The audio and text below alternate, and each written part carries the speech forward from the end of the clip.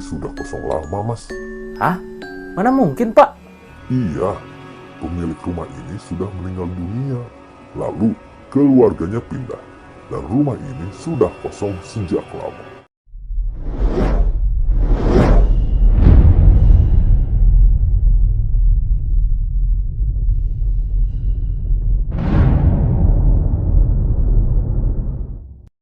Halo guys, welcome back with Haris Channel.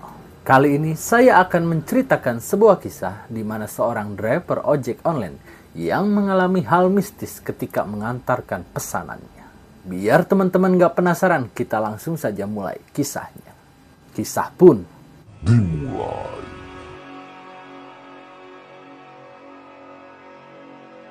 Kejadian ini bermula saat Rudy mendapatkan tawaran sebuah pekerjaan baru di Pulau Dewata, Bali. Saat itu, Rudy pun langsung menanyakan kejelasan tentang pekerjaan apa yang akan dia jalani selama di Pulau Bali. Secara singkat, Rudy dijelaskan akan bekerja sebagai driver ojek online di Pulau Bali, di daerah Denpasar. Dan tanpa berpikir panjang, Rudy langsung bergegas menuju ke Pulau Bali. Di sana, Rudy sudah ditunggu oleh seorang temannya dan ia disediakan kosan untuk sebagai tempat tinggal Rudy selama berada di Pulau Bali. Sesampainya di Bali, Rudy tidak langsung bekerja. Ia harus menjalani berbagai tahap tes hingga akhirnya ia lolos dan bisa bekerja sebagai driver ojek online di salah satu perusahaan. Setelah seminggu berlalu, Rudy masih saja belum memutuskan untuk bekerja.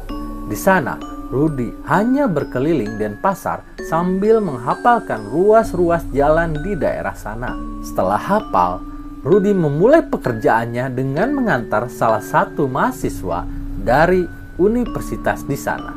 Dan lanjut setelah itu, Rudy mulai terbiasa dengan pekerjaannya.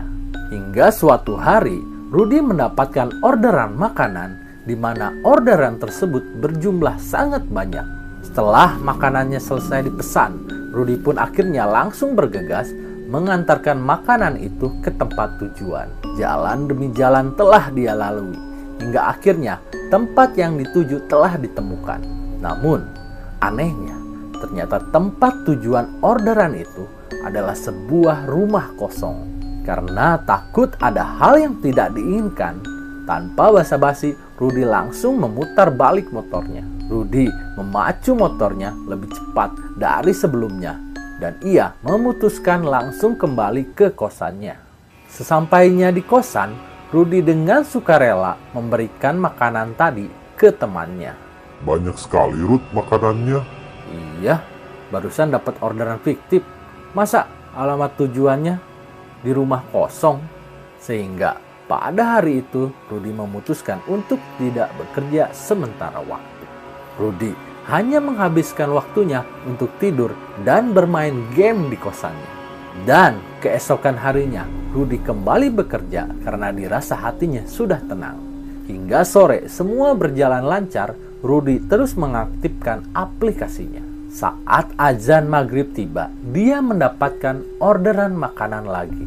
Tanpa berpikir lama-lama, Rudy langsung menerima orderan tersebut dan bergegas menuju restoran yang dituju. Setelah makanan selesai dibuat, Rudy pun berangkat menuju tempat tujuan yang dimana ia harus masuk ke daerah perumahan elit. Di perumahan tersebut banyak rumah yang berukuran besar dan megah. Sebelum masuk, Rudy meminta izin terlebih dahulu ke security setempat.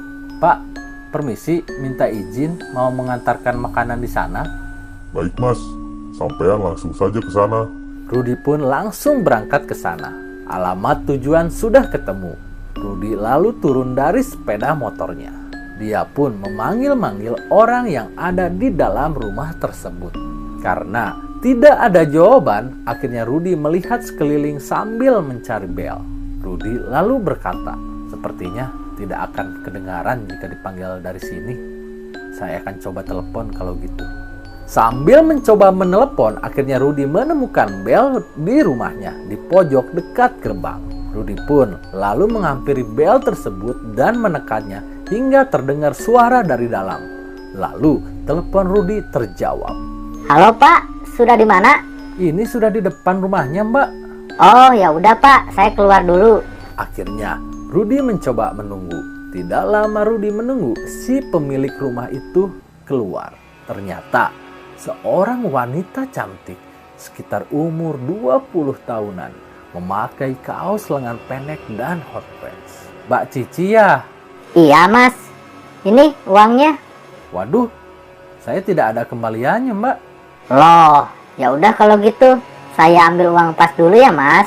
Sebelum pelanggan yang bernama Cici itu kembali ke rumahnya, Rudi memberikan makanan agar sekalian dibawa masuk oleh Cici. Tunggu sebentar ya Mas.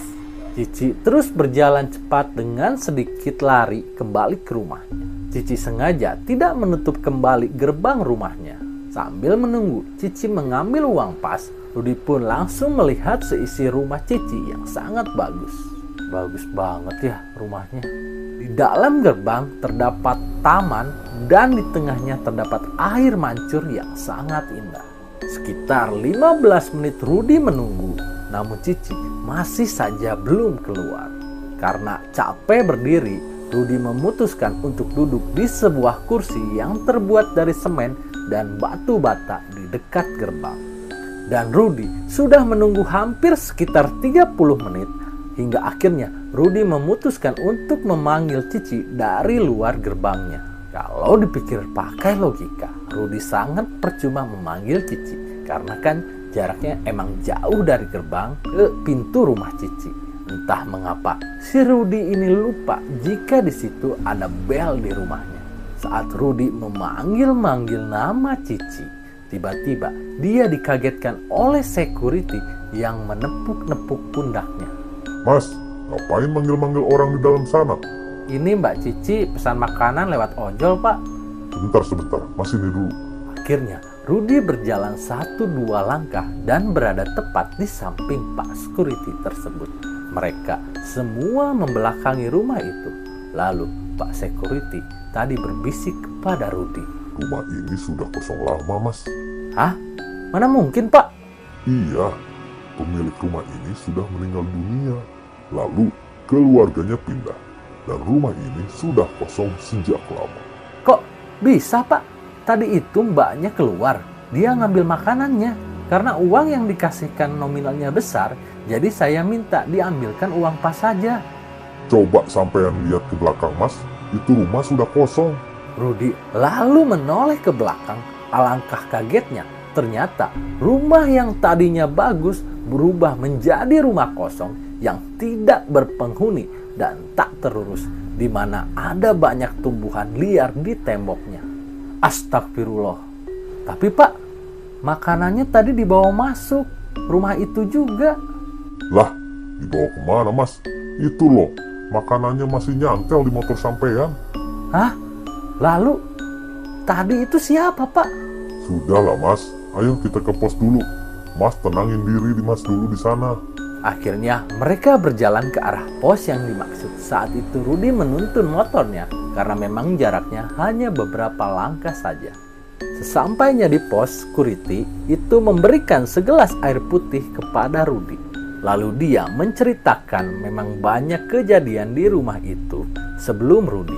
Motifnya sama, memesan makanan lewat ojol. Namun banyak juga yang akhirnya mengetahui terlebih dahulu kalau rumah itu kosong, sehingga ojol tersebut langsung buru-buru untuk putar balik. Namun juga ada beberapa yang mengalami kejadian sama seperti Rudi, di mana menurut ojol rumah tersebut itu awalnya bagus, namun akhirnya justru seram.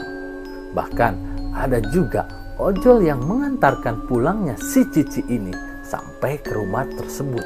Security pun dibuat heran. Ini orang ngebonceng siapa? Lah kok ngomongnya sendiri.